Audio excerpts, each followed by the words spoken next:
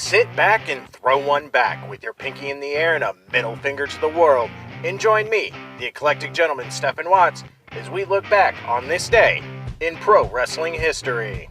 But before we do, put that drink down, like, share, and subscribe, and without further ado, let's get our wrestling history on. Ladies and gentlemen, boys and girls, children of all ages, it is May 31st, and we're going to start off as we always do on a positive note. That's right, these are your pro wrestling birthdays. 1950, watch out for that bone, it's Moondog Spike. 1967, luchador legend Vampiro. 1988, the Von Erich name is in good hands with Ross Von Erich. 1990, Montez Ford. And last but not least, 1991, hey yo, it's Cody Hall. And we're going to keep that positivity train a-rolling. That's right, these are your pro wrestling history highlights for May 31st.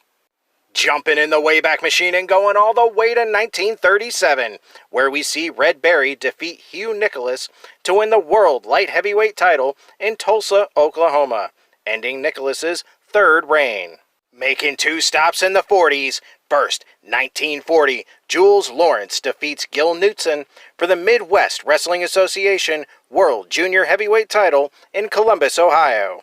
Our second stop in the 40s, 1944, El Santo wins his third Mexican national middleweight title in Mexico City, Mexico, defeating Tuffy Truesdale in a tournament final.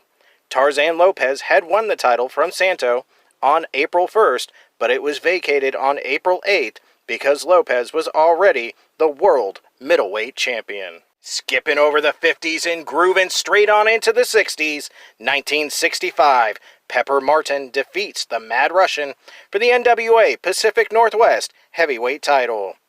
Our second stop in the 60s, 1968, Alberto Enrique Torres defeats El Mongol and Hans Schmidt in Atlanta, Georgia to win their fourth Georgia NWA Southern Tag Team titles. Grabbing my bell bottoms and going to the 70s, 1971 sees Tom Jones and Billy Red Lions defeat the Spoilers for the Tri-State NWA United States Tag Team titles. Making two stops in 1972, first, Carl and Curl Von Brunner defeat Robert Fuller and Kevin Sullivan for the Mid-American NWA World Tag Team titles in Nashville, Tennessee, to begin their 10th reign.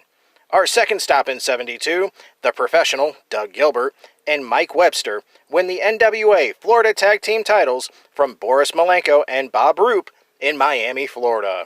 2 years later, in 1974, Gene and Ole Anderson defeat Bob Armstrong and Robert Fuller to win the NWA Georgia Tag Team titles. Our final stop in the 70s, 1976, Jim Breeks defeats Vic Faulkner to win the British welterweight title in Bradford, England, beginning his second reign.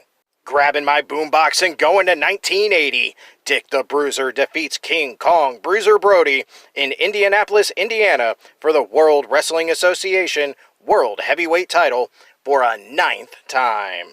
1981, just one day after his birthday, Jake Roberts defeats the Grappler to win the Mid-South North American Heavyweight title in Shreveport, Louisiana. Grabbing my flannel and going to the decade of grunge, 1991, Los Villanos, Villano 1, 4, and 5 defeat the Hawaiian Beasts, Kokina, aka Yokozuna, Fatu, and Samoan Savage for the UWA World Trios title. And last but not least, 1998, Milwaukee, Wisconsin's Wisconsin Center hosted WWF Over the Edge, with the main event seeing WWF champion Steve Austin defeating Dude Love in a no disqualification Falls Count Anywhere match.